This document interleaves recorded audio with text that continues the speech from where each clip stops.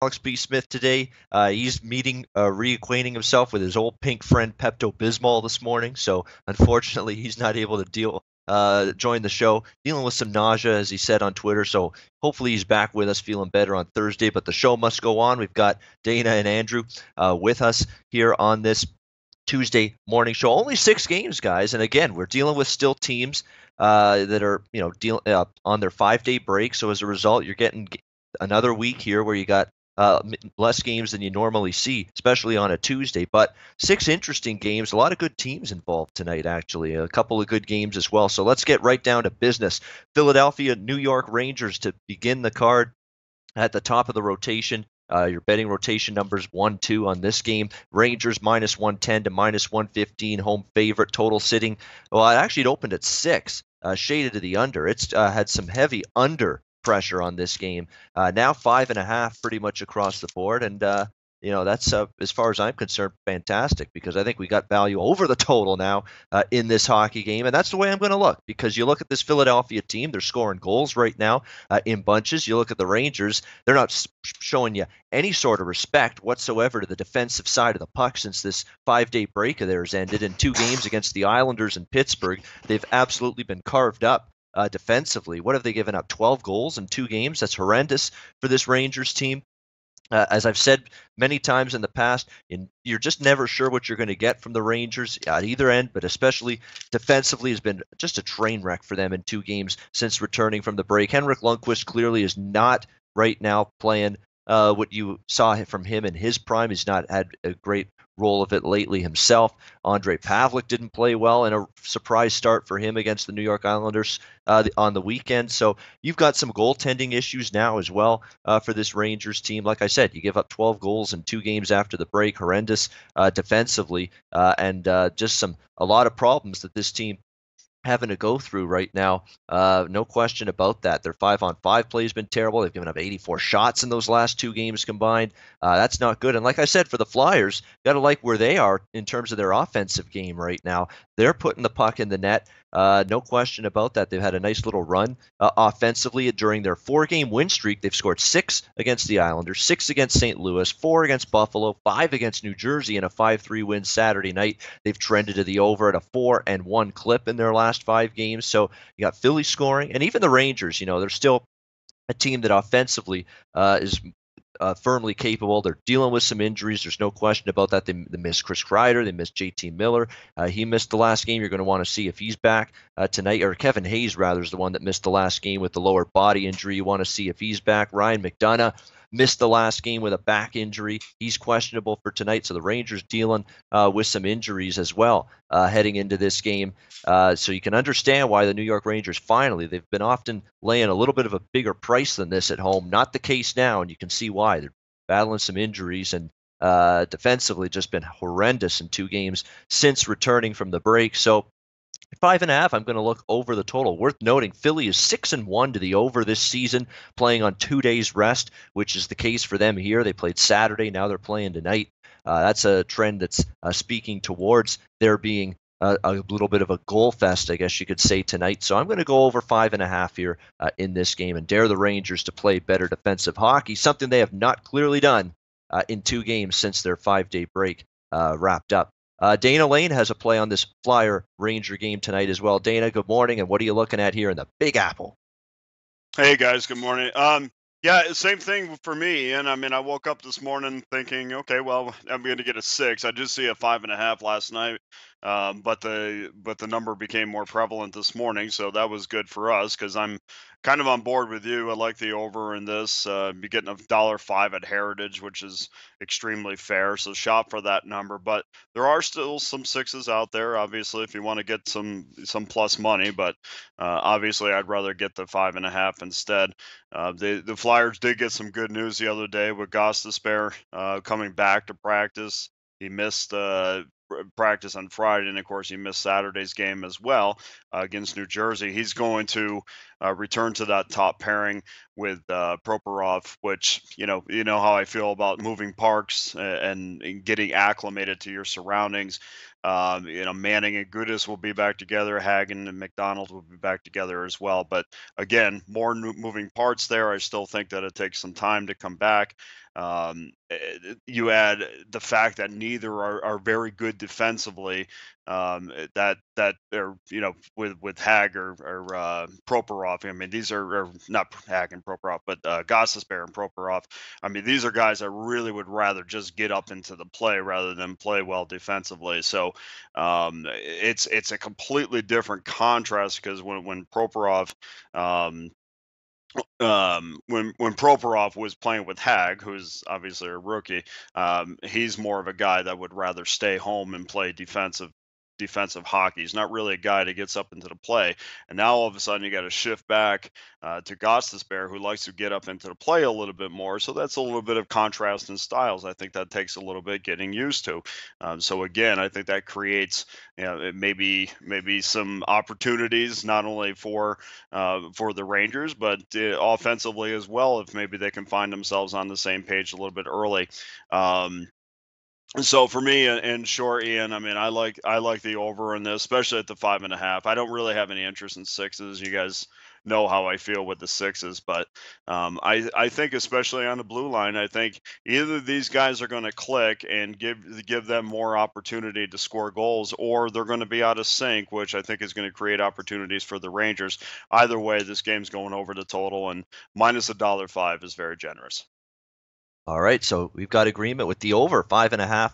Again, minus 110 out there, even money. So this has been a huge crash from 6 down to 5.5 because it's 5.5, as I said, even money. So definitely, as I said, value on the over. It's really one of those things where I have to thank the betting markets for doing their job for me. This was not going to be something on my card initially. Now it is. So thank you for the movement. So Flyers and Rangers, 5.5 over for Dana and I in this game.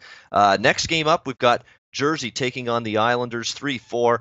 The Islanders, or New Jersey rather, has moved into the road favorite role. Of course, the Islanders playing on a back-to-back second night of back-to-back games. New Jersey minus 115 to minus 120, road favorite. The total 6 pretty much shaded to the over here in this game. So I don't know. I'm exasperated at this point. It's like putting the same old tape in the machine and rewinding it and replaying it over again. So here's my analysis for this game, and I am involved in this game. New York Islanders over the total. New York Islanders over the total.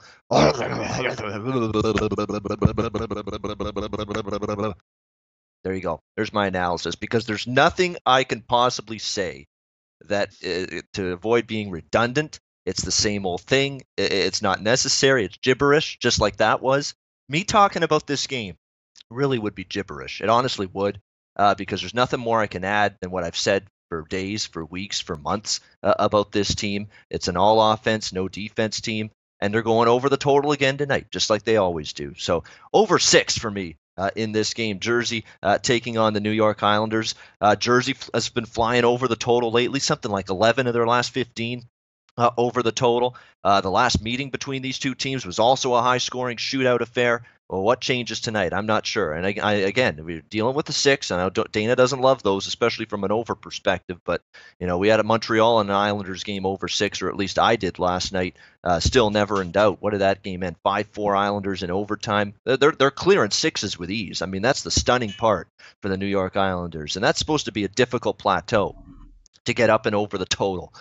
It's one of those situations where, yeah. Do you guys think that Thomas Greiss is actually this big goaltender that everyone thinks he is right now, or do you think that really it's just because his team can score a lot? Because it seems like they're really good at allowing goals as well, right? Like you said, they get scored on, but they score in bunches. So is Greiss really that goalie we think he is?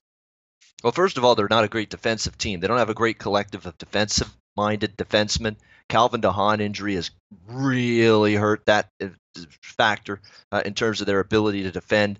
Not that they were great with him on the ice. They were still struggling to keep the puck out of their own net. I think it's gotten even worse, though, for this New York Islanders team since Calvin DeHaan went down, and it's showing.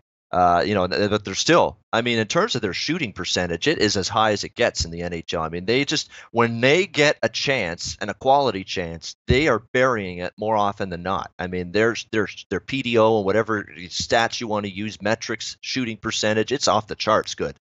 They find their opportunity and they capitalize and they convert more often than not.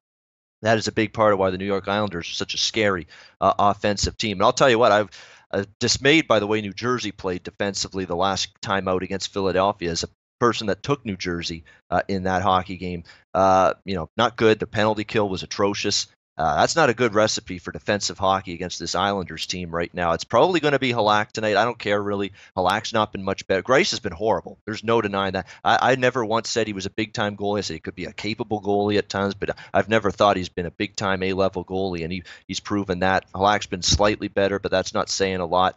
He's also been very spotty, very hit or miss for this Islanders team. So we're going to keep doing what we've done pretty much all season long here and ride another Islander game up and over the total here. You can get 6 over minus 115 at the Greek. Best line out there according to SBRodds.com. That's always something you should be using.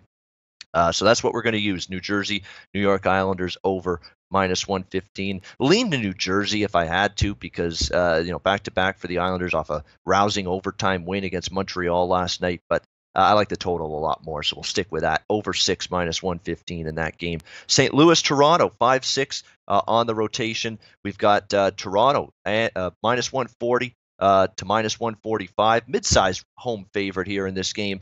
The total 5.5 shaded to the over at about minus 120 to minus 125. Real fascinating game here. You got both teams coming off their 5-day extended break.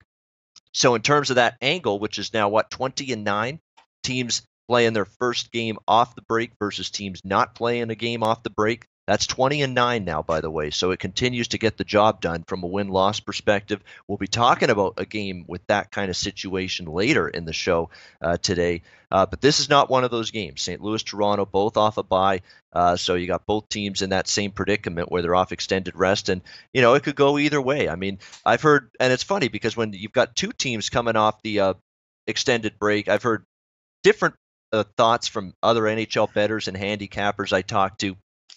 Do you get more sloppy play resulting in more goals, or do you get more rusty play in terms of finish offensively and you get less goals and unders? Well, if you've been looking at the totals involving teams off the 5-day break, there have been more overs than unders. There's been no question about that. Not by a lot, only 5 overs more than unders since these 5-day break periods got instituted by the NHL last season, but you've still had more overs than unders, and that's definitely something you want to keep in mind. This is not a game I'm involved from the totals perspective in this game. Toronto, to me, struggling offensively going into the break to a large extent, really struggling overall to play their best hockey, just 2-5. Was Toronto in 7 games going into the break. St. Louis, on the other hand, they also struggled and limped into their 5-day break. They lost their last 3 games at Philly, at Washington, and then a 7-4 loss to the Florida Panthers. I don't know how you do that, how you lose 7-4 at home to Florida, but they did that. So you got 2 teams that are probably not feeling good, 2 teams that are going to bring a good effort here following the break. I've got to give a little bit of an edge, though, here to Toronto. St. Louis, 11-11 on the road. That's nothing to write home about. Toronto still is 13-8 at home at the Air Canada Centre. It's not the price I was hoping for. I was hoping for something a little cheaper than this. You got to lay a pretty good mid-range price here, minus 140, 45 range. But Toronto is the way I'd go in terms of a lean in this hockey game.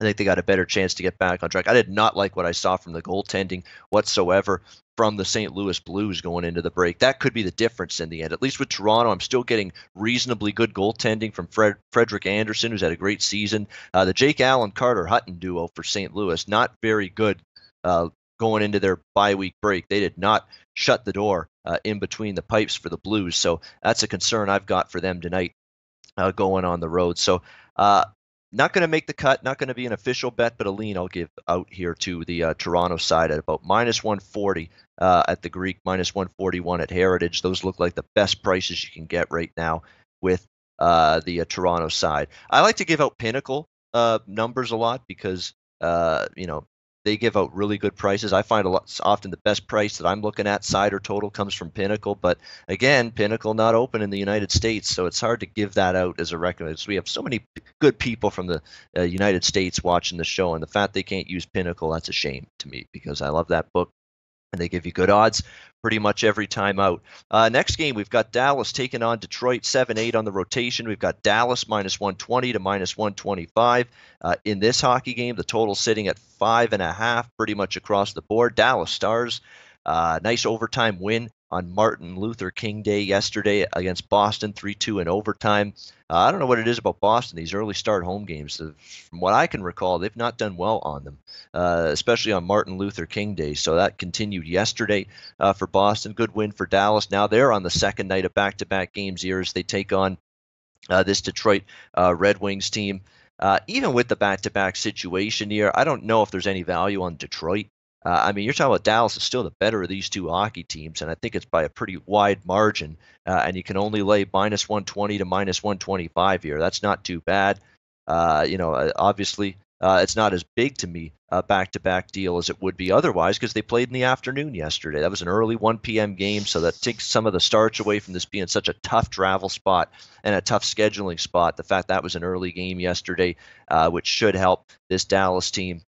Dallas, oddly enough, it's been a back and forth series. 2-2 the last 4 head-to-head meetings, although Dallas has won each of the last 2, including the one meeting earlier this season. Detroit is coming off a nice shutout win against Chicago, 4-0, an early game on Sunday.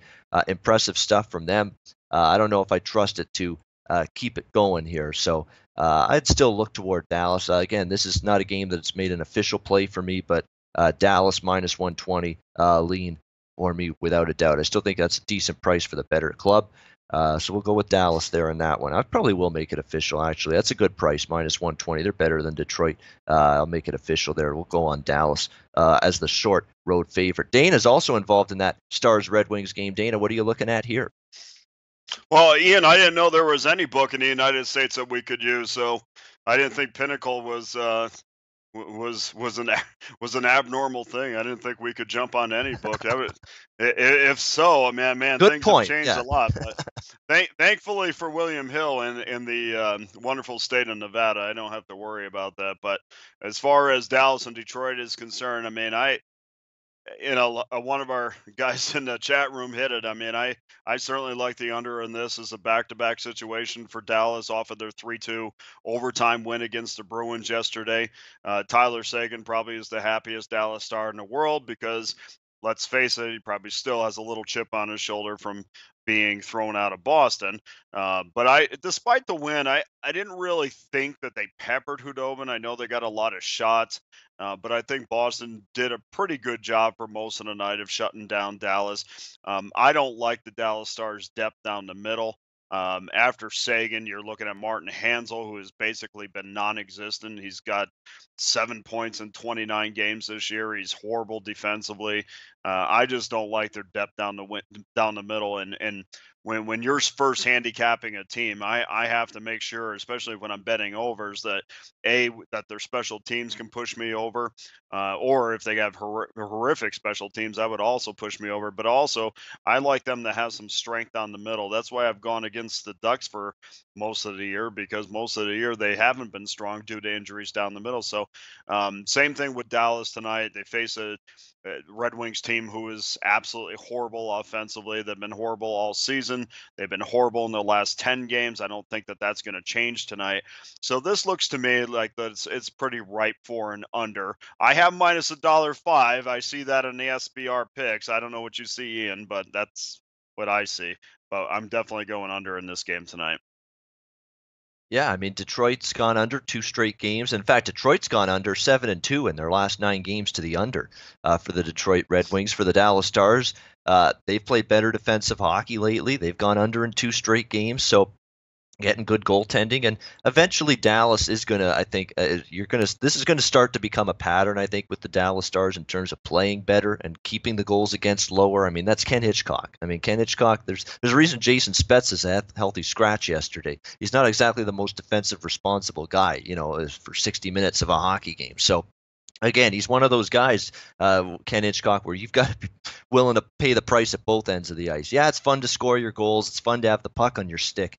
But you're going to have to focus on the defensive side of the game as well if you're going to play for a guy like that. And the Dallas Stars have obviously taken time to figure that out. But obviously, when that makes headlines that Jason Spezza a healthy scratch against Boston, that starts to get people's attention that, hey, we better play good defensively for this guy, or else we're going to be riding the pine here for a little bit. So that's definitely something to keep in mind. And again, these two teams both trending under, especially Detroit.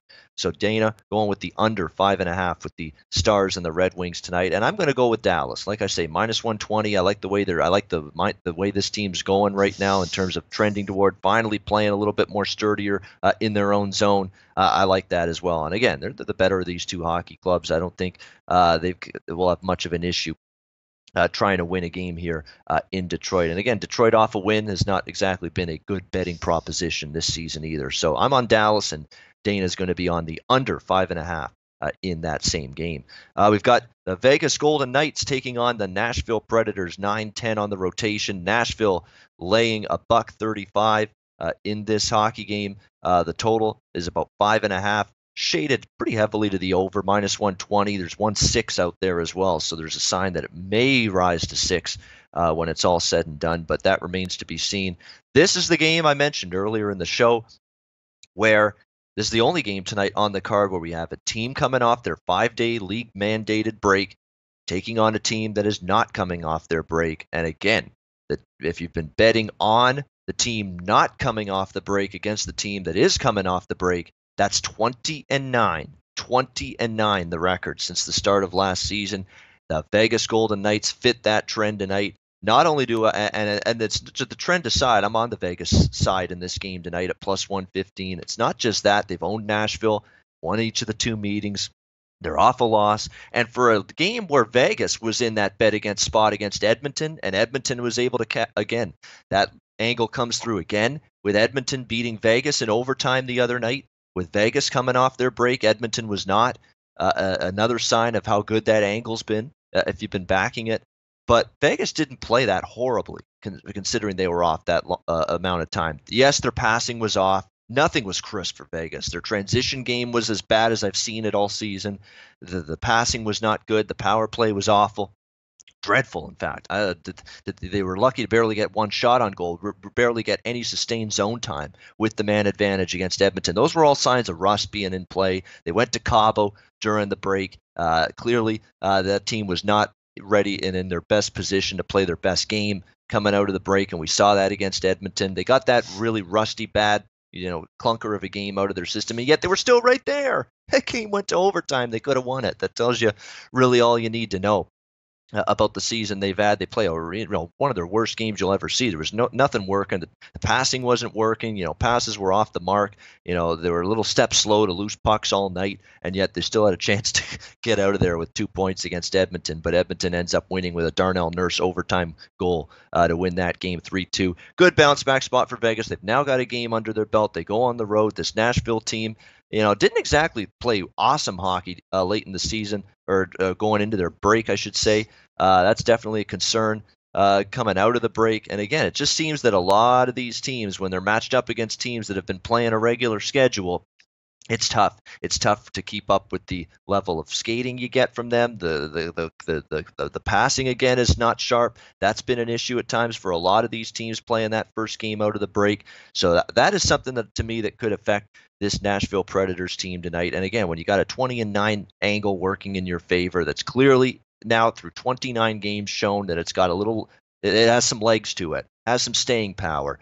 Betting this kind of angle, you got to pretty much go with it one more time here going into this game tonight. So I will be on the Vegas Golden Knights here +115. 116 actually is out there as well on the Vegas side at Heritage. So in that +115, 116 range, we'll make it official with a bet on Vegas tonight and try to make it 21-9 with teams that are not on a bye facing teams that are coming off that 5-day break bye week. That would fit for Vegas tonight as an underdog, and that's the side I'll be looking at. Andrew McGinnis also involved in the Vegas and Nashville game tonight. Andrew, what are you looking at down here in Music City? Yeah, you can't really argue with that stat at all, Ian. And the fact is those teams are rested and they're prepared and they're in practice, but at the same time, athletes just miss that actual game time, and it's completely different being in practice and kind of just having that scrimmage, whether it's a fast paced practice or you're going through tough drills.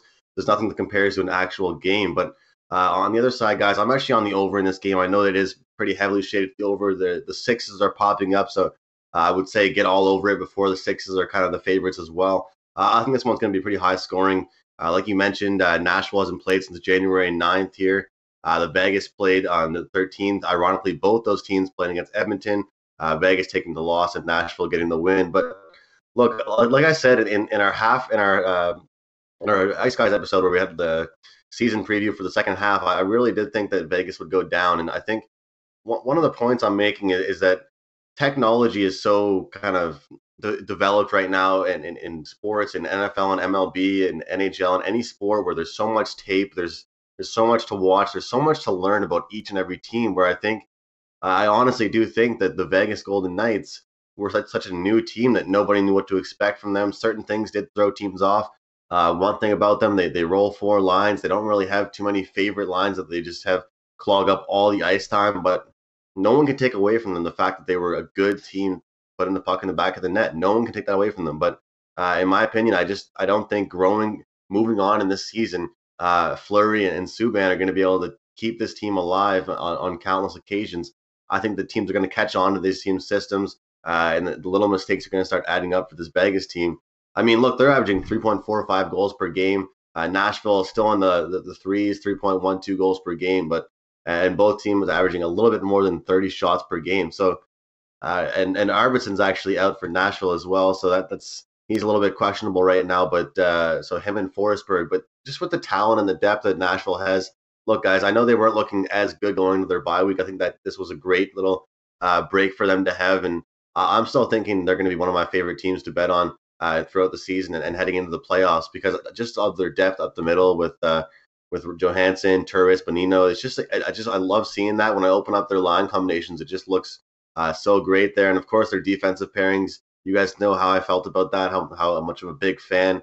Of course, I'm a big fan of Subban, Emelin, and of course Yossi and Ekholm, and of course Ellis as well. He's not in the lineup tonight, but I just think this is going to be a fast-paced game, guys. I can't really see anyone slowing this game down. I can see possibly even an over 1.5 goals being called in the first period in this one. And for me, it's just going to be an exciting game. A lot of trends point towards the over in this one. The total's gone over in 6 of Las Vegas's last 9 games on the road, and which is one of those things where a lot of people were saying, I wonder if this team can be good on the road. I wonder if they can be the same team they are at home. But look, as good as they are at scoring goals, they're just as good as getting scored on as well. So I think this rest and the break for Nashville is exactly what they wanted. Some teams, when they're playing so well, they don't really need that break to kind of puts them in a little slump and slows things down a little bit. This is great for Nashville. I think they're going to come out actually just really energized and have a good plan against this Las Vegas team. So should be a good one. I know, Ian, you're following that trend and you are on Vegas as well. And I think it's a good pick there with Nashville going to be a little bit fumbled, I think, after this break. But I just think both teams are going to be ready to go and possibly a little bit defensively sloppy. So I'm looking at the over in this one, guys. Yeah, that's what it is. It's a good team in Vegas, and we have to call them a good team now in a spot where, teams have had the better of it against teams in this situation off the bye and at a plus price. That's enough to get me involved, and that's why I'm on Vegas here. Andrew looking at the over in this game. Yeah, Dana made a point in the chat, and he's got to point it out. The injury list is going to look like there's a ton of guys out for Vegas, but what about impactful guys? I mean, you're dealing with, John Merrill's out on the blue line. I understand that, lower body injury. Don't worry about James Neal. He's been battling a little illness. He's apparently going to be fine. He's going to be good to go tonight, last I heard, in terms of his status. Cody Eakin is the one that is questionable for this game. But again, Cody Eakin's impact on this team has not been something that is insurmountable. We cannot possibly survive Cody Eakin not playing in this hockey game. No, I mean, Vegas still should be fine. I think you're going to get better. The biggest injury impact right now is on the Nashville side, if you ask me. They've been without Philip Forsberg for a while. He's out 4 to 6 weeks. Victor Arvidsson, third leading scorer on the team, leaves practice yesterday with a leg injury of some kind. He's questionable to go in this game. And now all of a sudden, you're chipping away a little bit at Nashville in terms of their scoring depth. Forsberg, their leading scorer, 34 points already out. Victor Arvidsson, number 3 on the team in points, 27. He may not go tonight. So all of a sudden, it's going to put more responsibility on the Craig Smiths, on the Kevin Fialas, on the Ryan Johanssons. Guys like that going to have to step up now for this Nashville team in terms of scoring goals. Turris got to do a little bit more. Kelly Yarncroke's going to have to do a little bit more. So you're going to need more of a collective pull of the rope tonight for the Nashville Predators if by chance they're also down Victor Arvidsson in this game tonight. That's definitely an impact injury you're going to want to keep aware of if you're going to get involved in this game, particularly if you're dare thinking of fading me and going with Nashville here in this game tonight. San Jose, Arizona, the last game on this card tonight, 11-12 on the rotation. San Jose minus 140, road favorite, total 5.5, shaded to the under, about minus 120 to minus 125 in this game with that. I'll tell you what, Arizona, only Arizona could find a way to put a loss in the loss column for this bye week trend. They were in that trend the other night. They were not off a bye, facing San Jose in the Shark Tank, who were coming off a bye. Looked like at multiple times they had that game in the bag. They were up 5-4. And of course, San Jose in the last seconds ties that game up 5-5. And then San Jose wins at 6-5. So even Arizona can't capitalize on that tremendous trend where a team not on their bye faces a team off their bye.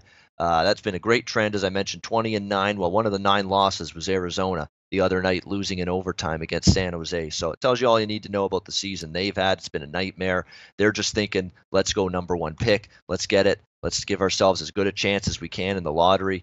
And let's land Rasmus Dahlin, the Swede defenseman that everybody's raving about, and maybe a bona fide cornerstone franchise defenseman to build around for this Arizona team. God knows they need one. That's for damn sure. So that's pretty much that's your goal for Rick Tocchet and this crew for the rest of the season. So again, it's a weird spot. You got these two teams facing each other again. Well, it's back-to-back for Arizona against San Jose. San Jose actually had a game yesterday in between the two Arizona games in LA against the Kings. They take care of business, win that game 4-1. It's the second night of back-to-backs for San Jose.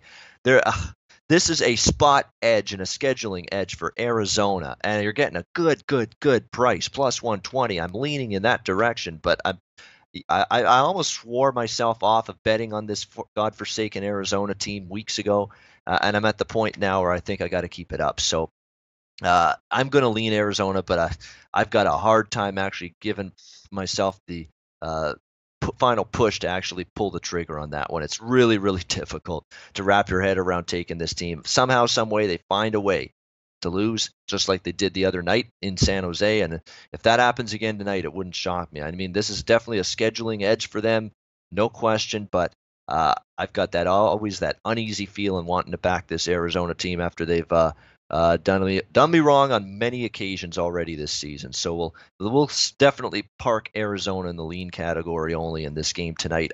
Dana Lane and I believe Andrew both are interested in this Sharks and Coyotes matchup in the desert tonight. Let's go to Dana. What are you looking at here in Zona tonight? Well, I always like playing games involved with San Jose. I have them 4th in my power rankings. I think they're, certainly that ranking is on the back of how good that they played defensively. And now they face a Arizona Coyotes team who is obviously horrible offensively. So it's safe to say that if I'm going to bet the under in this game, that I think Arizona is at least going to do their part. I really do see not only a game that just squeaks under the 5.5. I really see a 2-1 game, something in that regard. I think this goes under the total fairly easy. I haven't had a confirmation on the goaltenders, but according to some websites, it looks like Aaron Dell will start for San Jose. Again, not confirmed on the site that I go to get confirmation, but it would be Dell against Ranta, according to some sites. And if it is Ranta, I mean, he's been sensational in his last 3 starts. Yes, his record is only 1-1-1, but he beat Nashville. He allowed one goal in the shootout loss to New York. He's allowed 11 goals in the last 5 games. His career numbers against San Jose are pretty respectable. And for me, I feel at least from that perspective. And you're right about the the scheduling for Arizona. I think this is perfect. I mean, they really get San Jose at the right time. So I think you're going to get a good defensive effort out of both these teams. I mean, certainly you're always going to get one out of the Sharks, but I also do like the other day when I think Rick Tocchet indirectly kind of called his team out. I mean, if you watch him in the press conference after San Jose, he said, there was like 5 or 6 guys that did really well, and there's about 6 or 7 guys that didn't. And I think that was his little ways of his little way of calling guys out. So let's see how I like to always see how teams respond when their coach calls them out, because if they don't respond, that really tells me that they're left with nothing. But 9 times out of 10, you do get a good effort out of them, and or you do get a good effort out of the team and those individuals that are specifically pointed at, and usually that starts on the defensive effort. So yes, there was the last time that they played, it was an 11-goal game. I think you're going to get the complete opposite tonight. So I'm going under the 5.5, -13 at Pinnacle. And there's another stat that's not in San Jose's favor. They're just 2-5 this season, second night of back-to-back games. So again, I love this situation for Arizona. I really do. But boy, it's well, like isn't it, Ian? Breath. Yeah. I got to tell you, so I go 3-1 in the NFL this week, and the one loss that I had is the one team that I never, ever, ever should play against. And I've been saying this for years, but I continuously go against the Patriots because I continuously get double digits in dogs, but and on the dog or with the dog. And I think the Arizona Coyotes are kind of your New England Patriots. So you really want them to do well, and I really want New England to not do well. And I think we both get burned with that.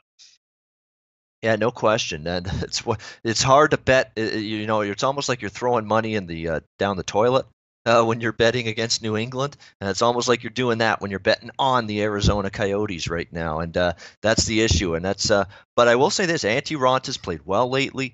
922 save percentage last 5 games. He's got a tremendous record against San Jose head-to-head. 1.46 goals against lifetime. Against the San Jose Sharks. So he's done well. Again, there's only a lot of signs pointing. No, only 3 games. Small sample size, no question. Games, yeah. And even though it's going to look 1-5 last 6 games for Arizona, you look at recent games. They beat Nashville in overtime at home 3-2. That's a solid win. They lose in a shootout 2-1 at home to the Rangers. Right in that game, take it to the extra session. 4-2 home loss to Edmonton, but they led 2-0 in that game and let it slip.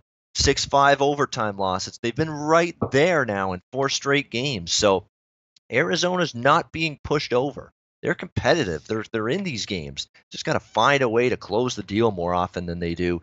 We'll see if they're able to do it tonight. Again, big time lean for me with Arizona, but every time I back this team, I think I'm like 0-5 in the last 5 times I bet on Arizona, really. So you can understand why I'm a little gun shy here. In this game. Andrew's also involved, by the way, with Sharks and Coyotes. Let's get his opinion on this game. Is Arizona going to step up and win a hockey game tonight, Andrew? What do you think?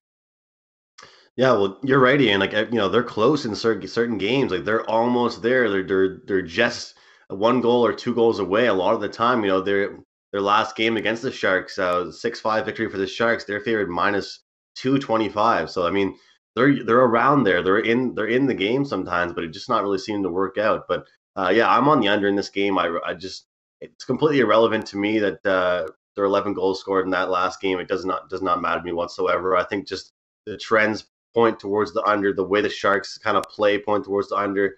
And let's face it, this Arizona Coyotes team is not a team I'll count on to cover that half of the total. I think the Sharks just probably win this game around 3-1. It's kind of my estimated score for this one. But look, Arizona has an average of 2.33 goals per game. 2.33. So literally, they're lucky if they're going to win a game with 2.33 goals per game. I mean, and even when they manage to score 5 goals, they still end up losing against the Sharks. So, the Sharks have nothing too much more special, 2.86. But the difference between those two teams is, like Dana mentioned, they're actually a good defensive team.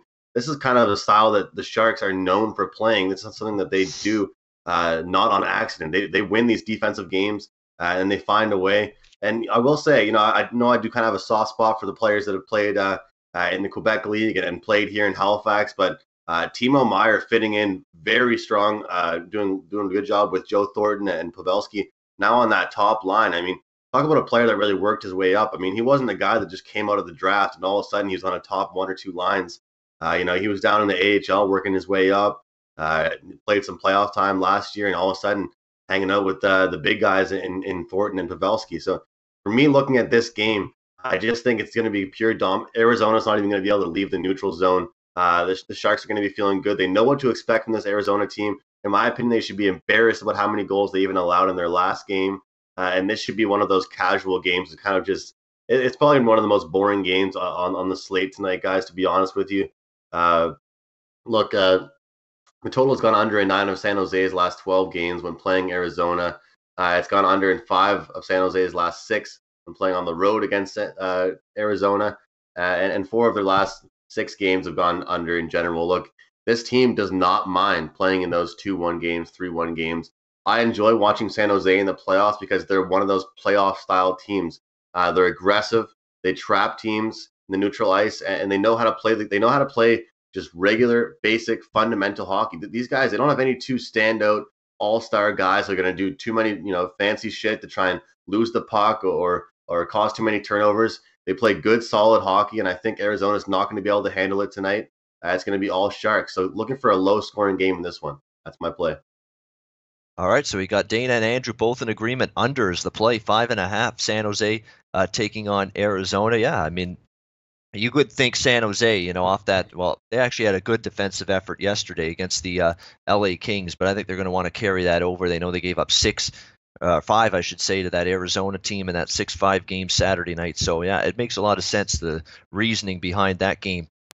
Going under the total for sure. And again, I've got to lean to Arizona, but like I said, geez, I think I can find some other better things to do with my money and my betting bankroll for hockey than take the Arizona Coyotes one more time and just say a little prayer to the heavens that they can finally win for me. But that's neither here nor there. We can move on now to best bets for this Tuesday card for January the 16th to wrap up the show.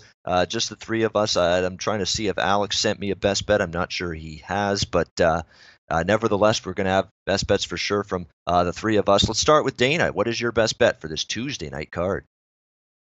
Well, we go to the San Jose, Arizona game, and there's a couple numbers that also support my under theory on this. I mean, the first one's not a large sample size, but in the last 6 meetings in Arizona, 5 of those have gone under with a push. So that's 5-0-1 to the under at Arizona between the Sharks and the Coyotes. But even the bigger number on this, and of course this goes back years, but it's still interesting to talk about. The under is 32-14-5 in the last 51 meetings. So yes, that goes back a few years, but it's still is something to think about. It's a number that's not even close to being 50-50, so it is some significance at least. Sometimes you develop a culture in another team's rink, and even though the players change, maybe that culture gets passed down somehow. But even besides that stuff, I mean, I just think the Arizona Coyotes are going to play a much better game than they did against Arizona, and I love going complete opposites. When you had something happen recently, which a 6-5 game would obviously tell you to go over the total, but I love going to complete opposites because the one thing that people forget about when betting on sports is yes, you have a previous result that you take and maybe you can equate it into what's going to happen, but a lot of people really overlook what these coaches do to make adjustments. And so that's why what happens in one game doesn't necessarily mean it's going to happen in another. Just because you got the best in the world at what they do, making adjustments, and you kind of scratch your head and try to figure out if the players are all the same, how is this the complete opposite? But that is a factor of handicapping, I think, that people don't take into an account. So I love Arizona and San Jose under the total tonight. All right, San Jose, Arizona, under 5.5. Dana's best bet. Andrew McGinnis, what do you got for us today for best bet?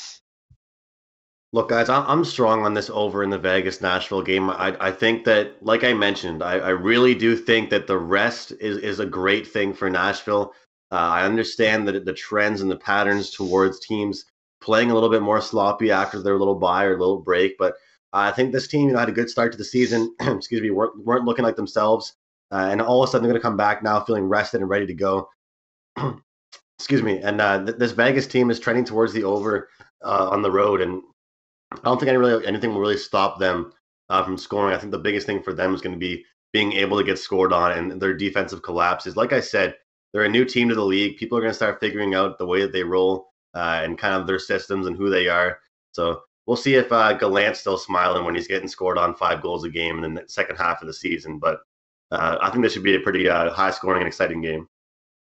Oh, no, why do you wish that poor man bad luck and bad Oh, I know it's unbelievable. Come on, it just keeps on rolling. They're not going to do this. They're not going to do that. They're one of the best offensive teams in the league. They got Marc-Andre Fleury coming back that took basically a month off, so he's incredibly fresh.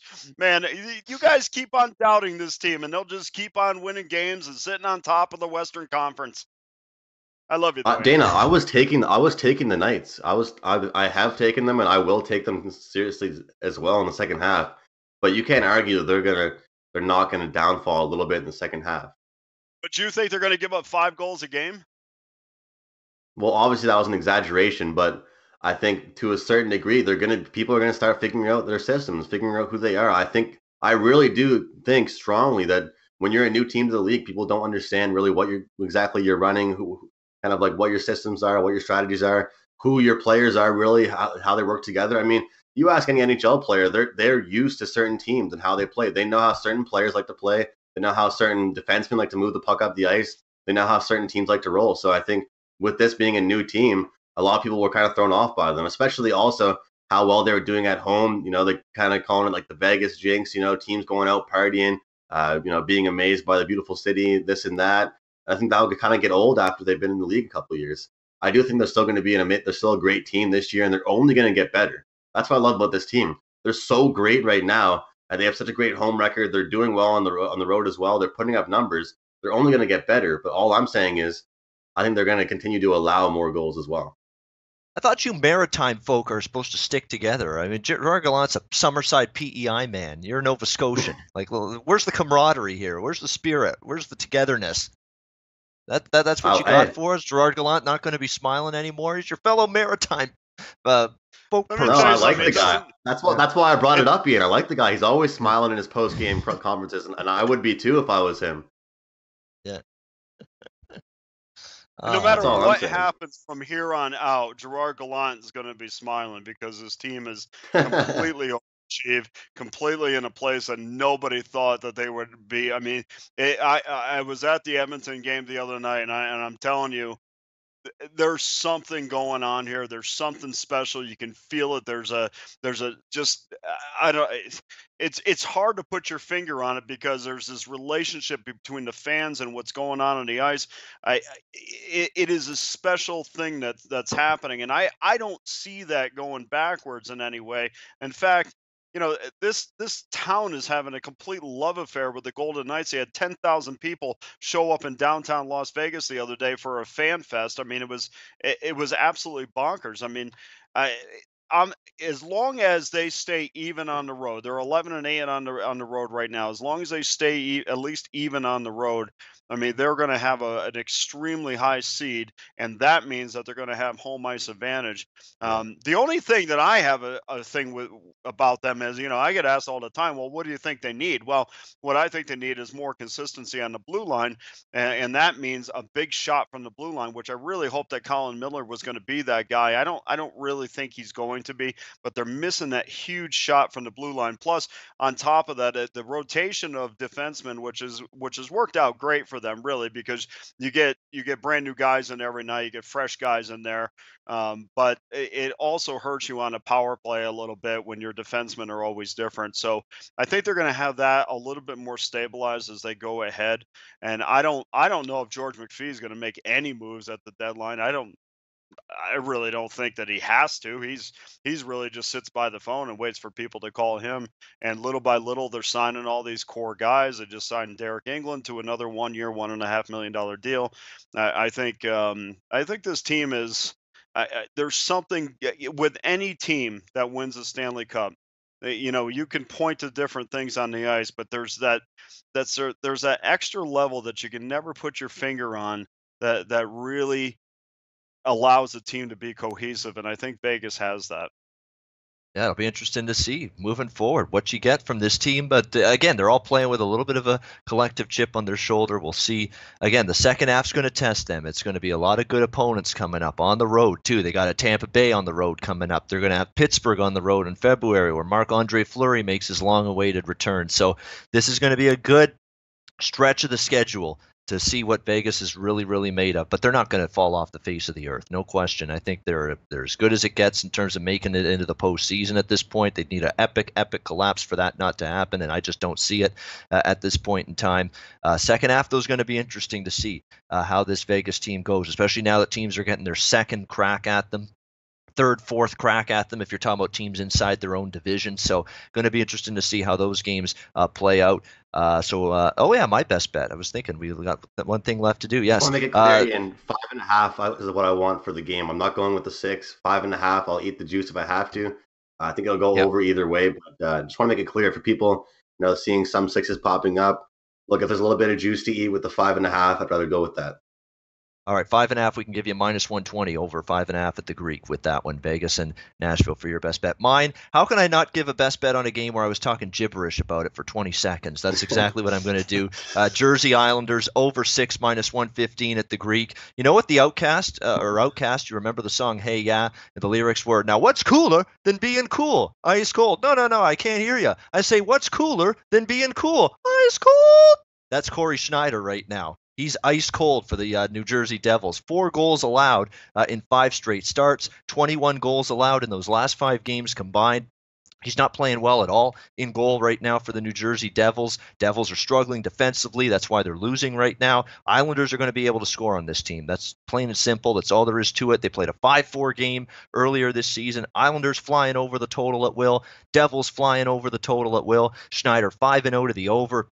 His last 5 starts, give me over 6 -115. No question for me to be involved again on the Islanders over train.